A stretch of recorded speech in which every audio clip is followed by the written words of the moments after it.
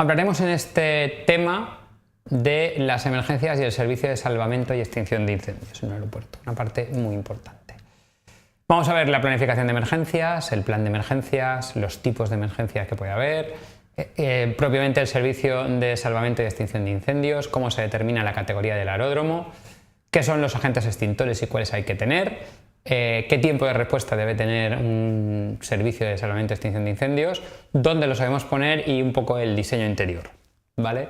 Bien, en la planificación de emergencias son los preparativos para hacer frente a una emergencia en el propio aeródromo o sus alrededores. Sus objetivos primordiales son, en el primero, salvar vidas humanas y el segundo, reducir al mínimo la falta de servicio del aeropuerto, o sea, despejar el aeropuerto rápidamente para que vuelva a operar.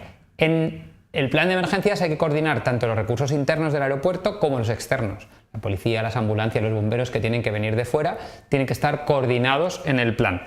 Hay en el Manual de Servicios Aeropuertos, documento 9137, parte 7, hay un texto de orientación para ayudar a las autoridades a preparar la planificación de emergencias. Bien.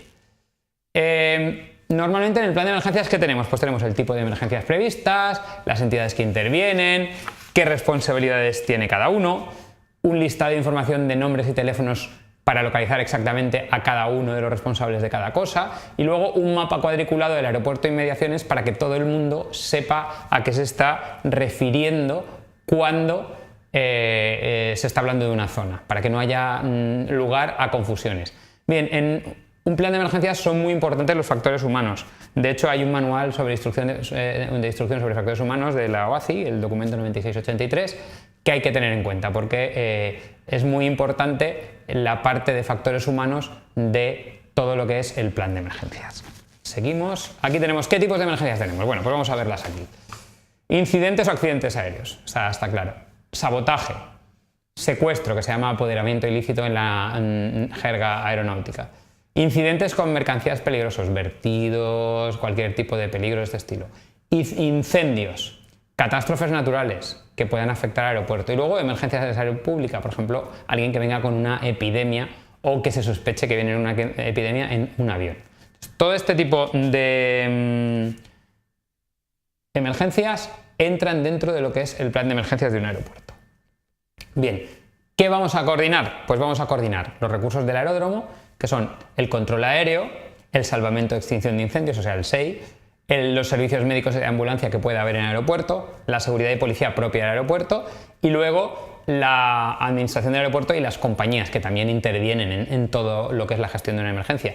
Y de fuera, ¿qué tendremos? Pues tenemos la policía, los bomberos, las ambulancias, los hospitales a los que hay que mandar la gente, si hay que mandarla, los servicios de salud pública, pues hay una emergencia del estilo de una epidemia, el 112, que es donde va a estar llamando la gente, e incluso el ejército y los guardacostas si es un aeropuerto que está cerca del mar.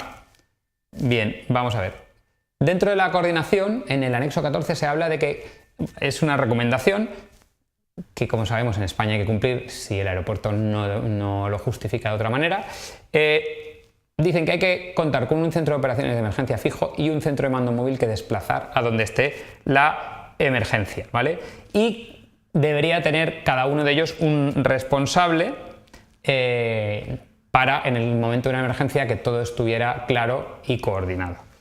Una parte muy importante de un plan de emergencias es la gestión de las comunicaciones. Debe haber un sistema de comunicaciones que permita enlazar a todos los que intervengan. Debe estar claro que si va a venir la policía de fuera o ambulancias o lo que sea, debe ser posible coordinar sus distintos sistemas de comunicación y si no debe haber algún plan para proveerles con emisoras propias del aeropuerto, lo que sea.